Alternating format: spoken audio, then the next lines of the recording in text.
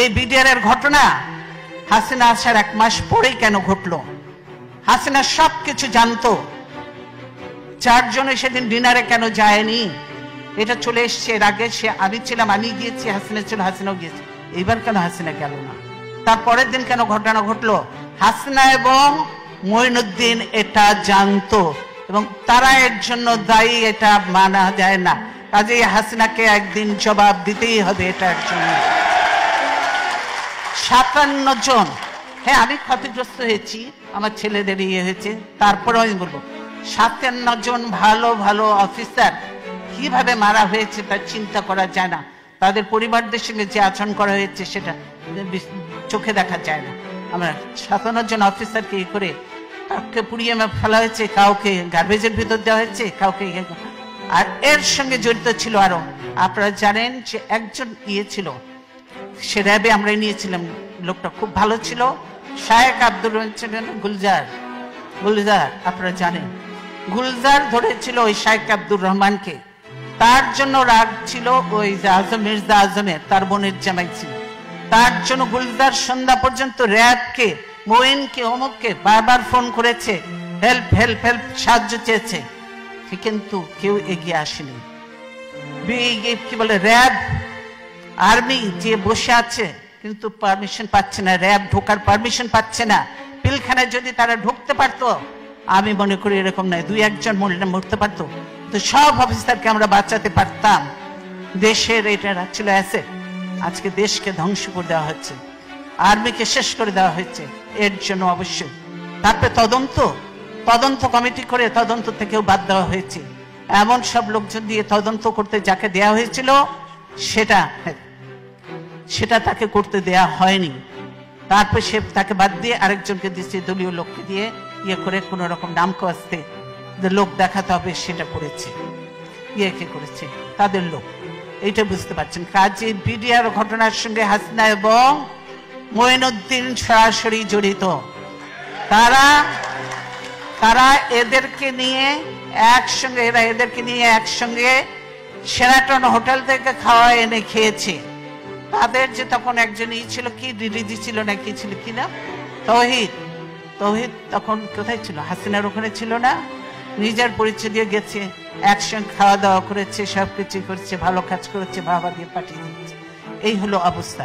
কাজে শুধু এই ঘটনা নয়, হাসিনা অনেক কিছুর সঙ্গে জড়িত। এবং বর্তমানে যে জঙ্গি তোলা হচ্ছে বিদেশিদেরকে ভয় দেখানোর জন্য, যে এই দেখো আমি ক্ষমতা থেকে গেলেন এই দেশে জঙ্গিদের উত্থান হবে, এই দেশে এইভাবে মানুষ হতে হবে, এই হবে। সেই জন্য তারেক বলেছে, আমি আর বলবো না, এই যে বলেছে, আমি শুধু ছবিটা দেখাতে চাই, অ্যালার্মিং কথাটা, অ্যালার্মিং, হ্যাঁ ছবি দিয়েছে, মানব ছবি বুঝেছেন।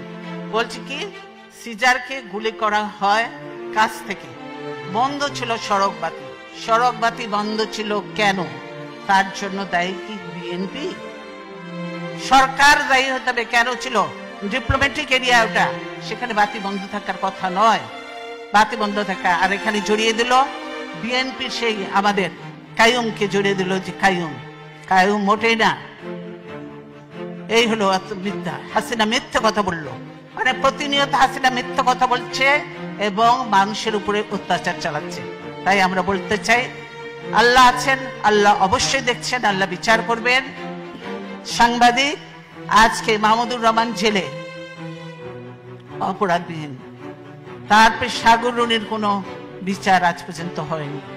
শওকত মাহমুদ জেলে, প্রেস ক্লাব আজকে আওয়ামী লীগের দখলে, এখন সুপ্রিম কোর্ট বারও দখলের চেষ্টায় আছে, বার কাউন্সিল তো কোন রকম করেছে, ওটা নিয়েও একটা ভেজাল লেগে আছে। এই হলো অবস্থা।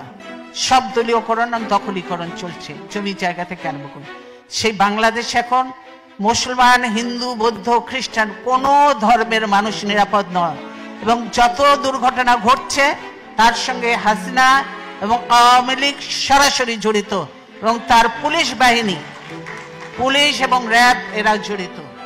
তাই আমি বিদেশিদের কাছে আহ্বান করব, এই র্যাবের ইউএন মিশন বন্ধ করতে হবে, র্যাবকে বন্ধ করে দিতে হবে।